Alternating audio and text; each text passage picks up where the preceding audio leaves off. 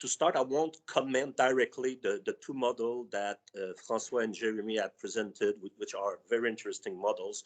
I will fly at 10,000 meter altitude, and I will share my experience. So for me, of course, smallholders are not too small to be considered, and do have a key role to play in mitigating climate change. Not to mention that they are dramatically impacted by this change. I have always considered smallholders producers as the smallest business unit in a complex supply chains. But however, since the colonialist period, we only consider them for achieving three roles: producing, harvesting, and aggregating the product. We have systematically excluded them from any other supply chain activities that generate added value.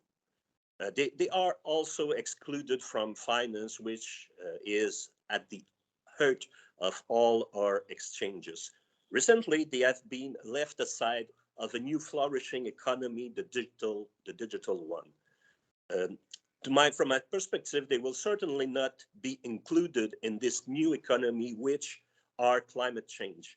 Even if it's a threat for mankind, it's a new economy that will generate billions of dollars.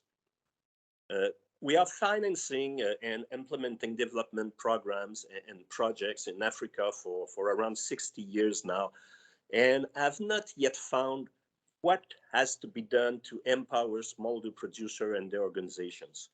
I would like to share with you what I have learned over the last 40 years working with smallholder producers and farm organizations to achieve inclusions. For me, we need to put smallholders on the map, make the invisible visible. How can we do this? We need to do things differently. As Albert Einstein was saying, if you want different results, do not do the same. I will give you a few examples of innovative business models and technology that work and could be scaled up. For me, they are the kind of a prerequisite to inclusion and empowerment. And for each of those technology and model, I will give from my very own point of view, name an organizations or a service provider that outstand in the market because of the innovative technology that they are using. Uh, let's start with the first prerequisite for me, which is digital identity.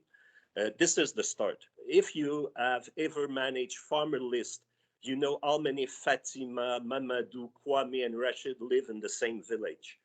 Unique identifiers are needed to make the invisible visible.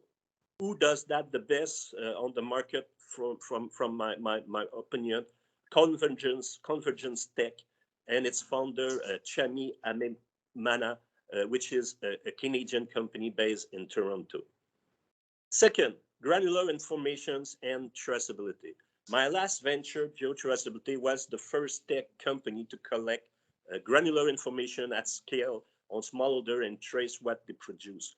Our first project in Ghana in 2012 engaged over 83,000 cocoa farmers with their farm map, their cocoa trace, information on the household, farm characteristics, farming practices, support they receive, and transactions involving them. When I sold the company in 2018, the technology was used in 23 countries in various supply chains. So currently, who does provide granular information traceability? To my opinion, it's a company called SourceMap, and its founder, Leonardo Bonanni, company based in New York City. Three, financial services. Because of their high banking fees and risk mitigation practices, traditional banking system will never be able to give financial services to smallholders. Without financial services, you are nothing, invisible. This is a top priority to reinvent the system. And from again my perspective, who does that the best? Hive Online and its founder Sophie Blackstad. Sophie will be on a panel at noon, and I invite you to listen to her. Impact data. 4. Smallholders produce raw materials and commodity, but I realized a few years ago that they also produce impact data, environmental and social link to their activities and practices. And they are a large, and this is a large and growing market for impact data. Trading houses sell commodity as well as impact data. For example, in 2014, a geotraceability program for cocoa was costing between $4 and $6 per ton. Our customers were selling this impact data to brands for $16 to $18 per ton, making a very good profit. But the farmers are receiving nothing. They are excluded from this digital economy that they feed.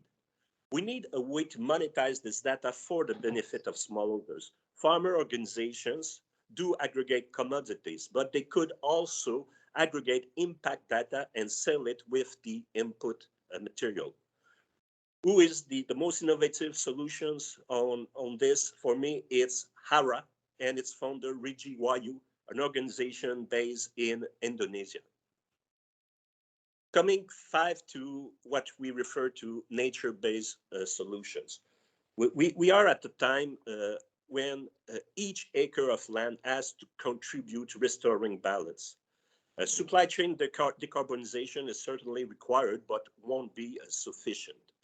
We need nature-based solution to restore degraded land. In Africa, up to 65% of productive land is degraded, while desertification affects 45% of the total Africa land area.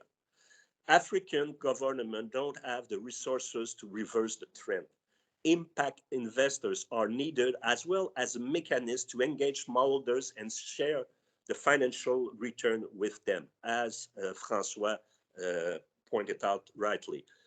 Who does that the best, from my opinion? Again, it's a Canadian company called Viridistera, and its founder, Martin Baudouin-Anado. As my closing remark, I share my opinion on what needs to be changed and put in place to include smallholders in our old and new economies.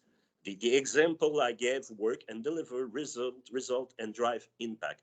I have no financial interest at all with the company I've named. It's just an example of service provider or organizations that are proposing different approaches and different business models that works and drive impact, as I've mentioned, and could be inspire other organizations and be deployed at scale. Thank you, and I will be very happy to answer any questions and listen to you. Thank you.